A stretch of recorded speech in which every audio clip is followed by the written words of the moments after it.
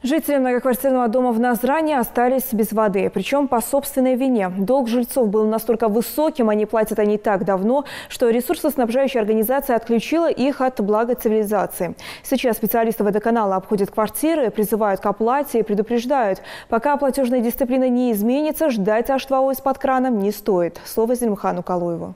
Пора платить по счетам. Весь дом остался без водоснабжения. Получить хотя бы каплю воды в этом многоквартирном доме отныне смогут только при одном условии – погашение внушительного долга. 2 миллиона 967 тысяч рублей. Такую сумму задолжали 132 жильца.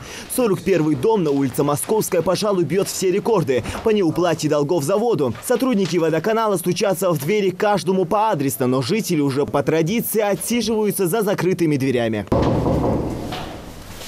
На такие радикальные меры, как отключение воды, в водоканале пошли только когда поняли, взывать к совести неплательщиков бесполезно. 10 дней назад на дверях комиссия расклеила специальные уведомления, призывая погасить долги хотя бы частично. У данного абонента задолженность составляет 9534 рубля. После обхода нескольких подъездов дверь все же открывают дети. В ответ на вопросы комиссии всегда заученная родителей дома нет. Но замкнутый круг продолжается. И вот вторая попытка достучаться. Задолженность составляет 18 тысяч.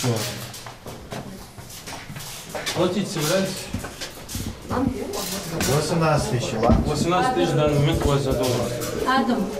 Что мы собираемся с этой задолженностью делать? Надо в суд, да?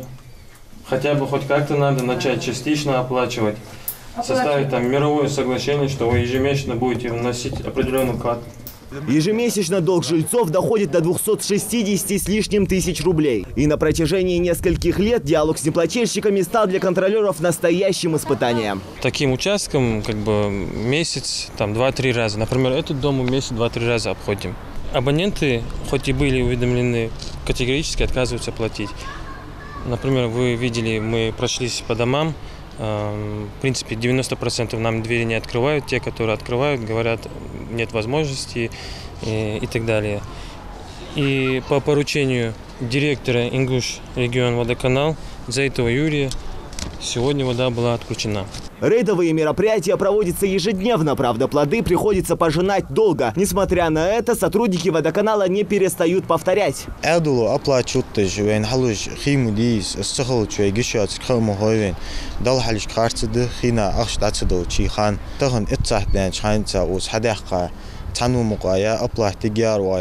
Полностью дом опрочса, децансагу оплаты аят, енериш хаилуш бат, делдош дехурдершак.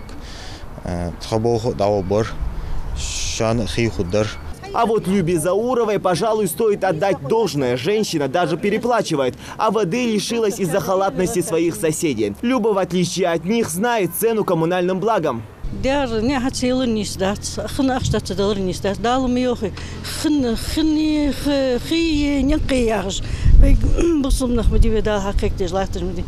$3 мялбы, $5 мялбы, тонышки, лят нек булыр, свет кылыр.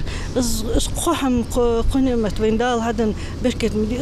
Суна сдацалой сумгас вусубнах беш. Квартирантыш по 15 тысяч, по 18 тысяч хотел шаидиш баги. Пусть или квартиранты оплачивают, или сами оплачивают. Сожители, например, с предоплатой, я хочу телевидение, шабардин диких яцу.